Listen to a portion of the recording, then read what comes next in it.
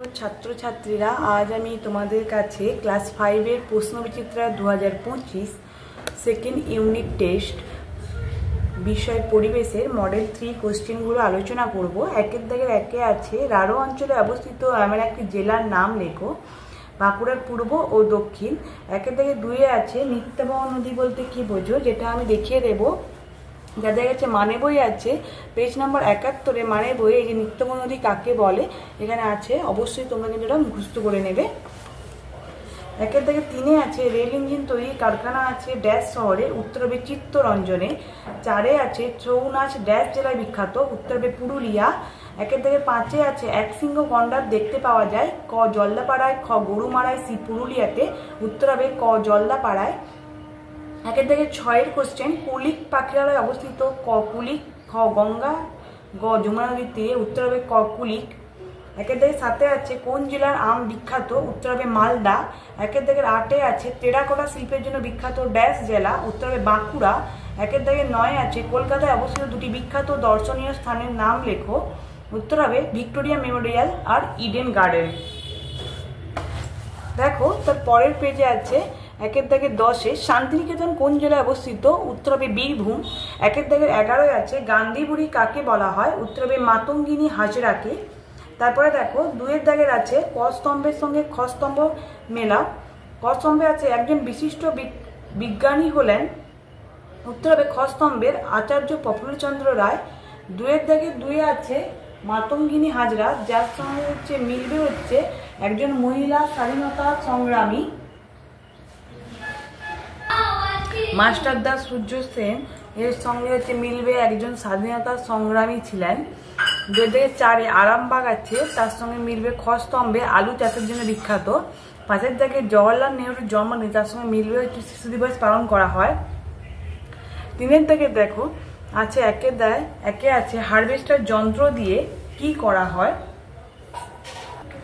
যেটা দেখো এই যে মানে বইয়ে পেজ নাম্বার 108 এই যে এখান থেকে এতটা পর্যন্ত লিখলেই হবে, অবশ্যই তোমরা কিন্তু মুখস্থ করে দেবে, আমি দাগ দেওয়া আছে, ঠিক আছে। তারপরে দেখো 3 দাগে 2 আছে চাষের কাজে রাসায়নিক সার ব্যবহার করলে কি ক্ষতি হয়।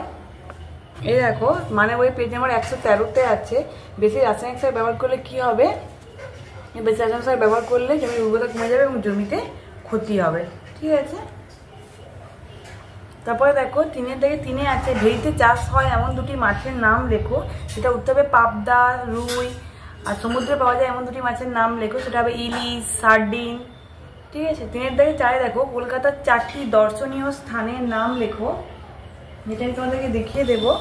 দেখো পেজ নাম্বার 90 এতে আছে, দেখো অনেক দর্শনীয় স্থান আছে, ভিক্টোরিয়া মেমোরিয়াল, রাজভবন, বিধানসভা, শহীদ মিনার, অনেক আছে, তারপর এখানে 4টা লিখলেই হবে, ঠিক আছে। তারপরে দেখো রবীন্দ্রনাথ সম্বন্ধে 2-3 লাইন লিখতে বলেছে, যেটা আমি তোমাদেরকে বলে দেখিয়ে দেব। এটা দেখো মানে বইয়ে পেজ নম্বর 73 যে রবীন্দ্রনাথ সম্পর্কে এখান থেকে এতটা পর্যন্ত মুখস্থ করলে হবে রবীন্দ্রনাথ সম্পর্কে, ঠিক আছে। সরি, এটা তোমাকে ভুল বলা হলো। পেজ নাম্বার 73 এই যে রবীন্দ্রনাথ সম্পর্কে তোমাকে এটা লিখতে হবে, রবীন্দ্রনাথ সোনার বাংলা গানটি কোন প্রথমে লিখেছিলেন, এখানে এটা লিখতে হবে। রবীন্দ্রনাথ বঙ্গভঙ্গের প্রতিবাদ 1905 সালে আমার সোনার বাংলা। তোমরা এক কথায় তোমরা লিখতে পারো, আমি তোমাকে একটু বলে দিই যে প্রথমে লিখবে রবীন্দ্রনাথ সম্পর্কে, যেহেতু 2-3 লাইন লিখতে বলছে তাহলে প্রথমে লিখবে রবীন্দ্রনাথ তার পারিবারিক জমিদারি দেখাশোনা করতে প্রায় শিলাইদহে আসা যাওয়া করতেন। সম্ভবত এই অঞ্চলকে দেখেই তিনি মাতৃভূমিকে সোনার বাংলা সম্বোধন করেন, তার এই বিখ্যাত গানটি রচনা করেছিলেন। রবীন্দ্রনাথ বঙ্গভঙ্গের প্রতিবাদে 1905 সালে আমার সোনার বাংলা গানটি লিখেছিলেন।